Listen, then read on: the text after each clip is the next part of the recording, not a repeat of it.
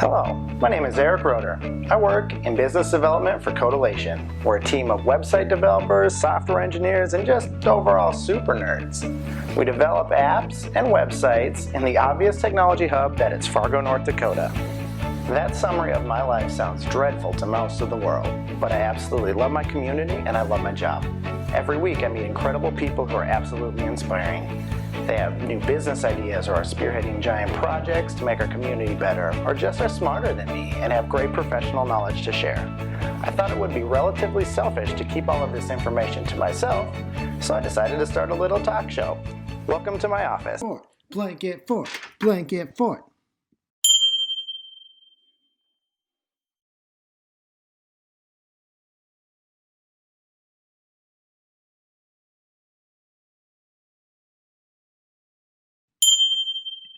My guest this week is Jonathon McCarthy. He's the owner of A.M.I Swim School out of the cities. Recently, they, like many small businesses, have had to temporarily close their doors due to coronavirus. John has taken his extra time to start Small Business Box, a company dedicated to helping other small businesses through these unprecedented times. I'm super fortunate to know John, and I'm extremely proud of him. I'm excited to talk to him a little bit about Small Business Box this week. Welcome, Internet. I'm here during my weird quarantine with my great friend, John McCarthy. He's doing some pretty big things for his community, and I want more people to see this, and I want more people to step up, so I asked him to be on the show. I'm excited to be talking to you because I like you and I know you. For those of you watching that don't know you, can you tell us a little bit about yourself? Yeah. So my name is John McCarthy. I am an NDSU business graduate. And since my time at NDSU, I worked in Fargo for a while for the March of Dimes. And then for the last 4 years, I've owned my own business called A.M.I Swim School, which is out of Minnesota. So you own your own business, and let's just go, we're going to jump into the hot tub time machine 3 months ago. Can you kind of tell us a little bit about what A.M.I Swim School is? Yeah, definitely. So A.M.I Swim School, we specialize in having the highest quality of swim lessons available for young children. So our swimmers are between the ages of 3 years old to about 4 years old. It's a program that focuses on water safety, learning to swim, swimming lessons, but we've got kind of a fun twist to it. Our classes are all done in warm water pools, so the kids are really spoiled. They have 92-degree warm water, small class sizes, and then our lesson plan is really dynamic. It teaches these core skills of swimming through games and activities. So the kids are having a ton of fun. They get wrapped up in the games and they don't even realize they're learning these critical swimming skills and water safety. Tricking people into being safe in the water is kind of interesting. For the marketer in me likes that. So we're out of the hot tub time machine because you have hot tub like 92 degrees. Like that's ridiculous. It's close to hot tub water, about 10 degrees away. It is what it is. It helps trick them into swimming. And so So what can we talk about COVID-19 and what are the next step for your business right now? Yeah, so just a few months ago, everything was going great with our business. You know, there was murmurs of COVID-19 and what was happening in China. And, you know, me as a business owner, it was kind of on my radar, but it wasn't something I was very worried about at the time. And then things just transpired really quickly. We had our best registration ever for the spring session this year. We have 2 locations, and both locations completely sold out. We had 20% growth in attendance or in enrollment, and both locations fully staffed. So I was kind of on cloud 9 going into March, which was the start of the spring session. And it wasn't, you know, just leading up to the first day of the session, you know, there's no yet, and so we were feeling okay, but we were worried about what transpired. And then by the 3rd day of that same week, we got notification that we needed to completely close down and no more lessons for the foreseeable future.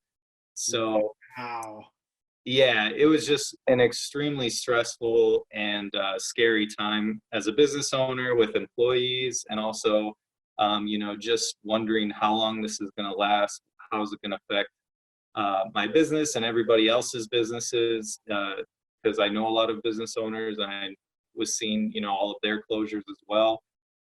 Um, and so, yeah, we just basically had to tell people that we were suspending the session for an unknown amount of time, and they would be refunded for all of their missed classes.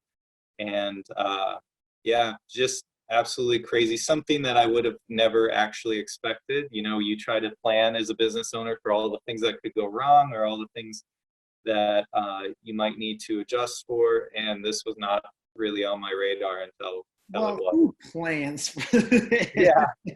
I mean, not that it's been crazy and it's been unprecedented in like my life and even like my parents' lives. And so this is we're all adjusting right now. Is there something that our audience can do to like help you right now? Yeah, I mean, that's a good question. Not necessarily to help me, but we've had really positive things come from this. One of them was in St. Paul, our St. Paul location. We have an instructor there that's been there for quite a while, and she teaches the majority of the classes at that location. And when we announced that we'd be suspending the program, parents reached out and offered to waive their refunds and give that money to the instructor as a form of PTO. And so many parents did this that we've actually been able to provide that instructor PTO this entire closure, which for a really small business like us, that's something that we weren't able to offer before. And so that's just awesome. It showed so much love and support from those parents. And then a project that we're going to talk about in a bit is going on at our other location, A.M.I. Swim School in Waconia, and a ton of parents have been supporting that project. As far as the swim school goes, the biggest thing, if you are in the area of one of our locations, is to join our email list and just keep tabs on it until we are able to reopen. And when we do, we'll make sure it's a safe time to do so. And we just want people to be able to feel comfortable and confident coming back to swimming lessons, and trying to get back to where we were before this whole situation. God, I have goosebumps from listening. Like, I didn't know about that PTO thing before. Like, that's the exciting part about this madness is I've seen so much good, positive leadership that it makes me super proud. And I love when other people are they're just rising up. Yeah. And you being the elite person that you are who doesn't sit around, I feel like you're a little stir crazy. So your business is closed. Like, what can I do right now to help everybody? And so you started a small business box. Can we talk about what that is? Yeah.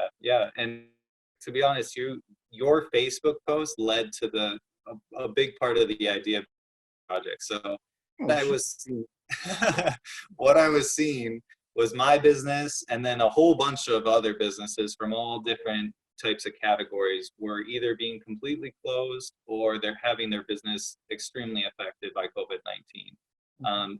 So the drastic example is my business, where we just had to close our doors and we don't know for how long.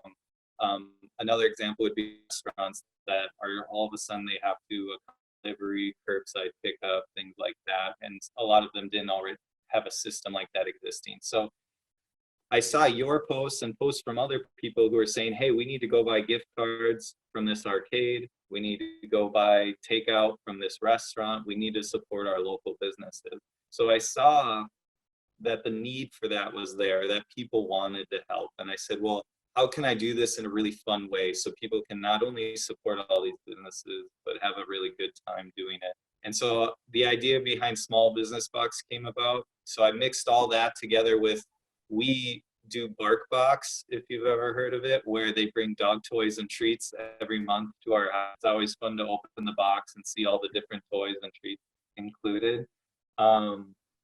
And so I put those ideas together and created Small Business Box. And what it is it's a box with gift cards, products, games, toys, activities, things you can do at home right now. And when you buy one, it supports 10 businesses that are involved, 10 local small businesses. So everybody gets a cut of the box, and it provides them revenue right now when they need it most. And then people, when they get their box, they open it up. It's got all this fun stuff in it, and it gives them a really good way to support small business right now in their community. I saw this and I love this and I'm super happy we're having this conversation. Let's see what I'm looking at my questions. I'm super prepared for this right now. And so, so you create this idea and it's kind of rolling now. Like, how long have you been doing this? And is there something what can anyone do to help Small Business Box? Yeah. So we're into the third week of the project. So it took me 1 week to put it together, to make the website, to find the 10 businesses who wanted to participate and sell their gift cards and products. And then in the first week, we sold about 20 boxes, which was great. And the way mostly we found those people was through my email list from our Waconia location. Right. Because right now it's just Carver County businesses. It's that community we're focusing on. And that's the community I live in. Yep. And then this past week, I had to take a break from the project and focus on some other things. Right. But now this week, I'm jumping back into it. Today, I've sent out some press releases. Now I'm trying to expand just beyond my reach. Having the businesses that are participating send out information about the project, and then also finding news outlets and media that would be interested in doing stories or picking up about it. But so far, we've sold about 26, 27 boxes total. Which has just been awesome. It's been really nice to bring checks to all these businesses and, Sure. hear from them. It's a nice extra support for them right now during this time. For people to get involved, if you're in Carver County or close to it, you can buy a box on our website. It's AMIswimschool.com. And I'll have Otherwise, Maddie will put all the information in the stuff, because I don't know how to do that, but that's why you have elite interns. That's my strategy for this. And then I'm interested, if somebody wants to also pick up the initiative and start it in their community. I'd be more than happy to help guide them through that process and help them start a small business box project in whatever community they're in with the small businesses. I like that a lot. And so, Fargo friends, I don't want to do this by myself, but I work for web developers. And so I don't see this as an unobtainable goal if my friend John can do it. Yeah, I think Fargo would be perfect for this. When I lived in Fargo, the sense of community was so great, and the sense of supporting small business was so amazing. And that's, I went to school at NDSU, but I really went there for ownership and learning how to start my own business. And the Fargo community was an absolutely huge part of that. I mean, 1 million cups and, events like that just totally transformed my way of thinking and turned me into an entrepreneur. And I think there's somebody in Fargo, if they'd like to create their own. There's a few people in Fargo. And so I'd love for anyone watching this right now who wants to help start this, reach out to me and let's figure something out. John, is there anything else you wanted to chat about or say? I don't know. I think, even if there isn't a small business box in your community, I'd say take the lead of Eric Roeder and go buy gift cards to the businesses you already love. Go buy curbside and delivery food service from the restaurants you love. Support these small businesses. I think the biggest issue that I'm realizing is how critical staff are people who are essential employees in low-paying jobs, and how we really took them for granted. And the people who are actually, our grocery store workers, our workers, and then our healthcare workers, those people really are incredible, and we really do need to compensate them more fairly and support them more. And I think that's a big message we can take away from this whole situation, is how everybody, no matter what job they're in, plays a huge role in our life and our economy. and our community. The most dangerous jobs right now are not for, and the people who wear suits aren't working right now. And I want to thank all of the healthcare, all of the groceries, the people that are on the front lines of this. I just want to take a moment to thank you too. Thanks, John, for being a stand-up person and starting something that's pretty special. And yeah, have a good weekend, everybody. Thanks, Eric. You too. Yeah, all right. We'll stop the recording. Perfect.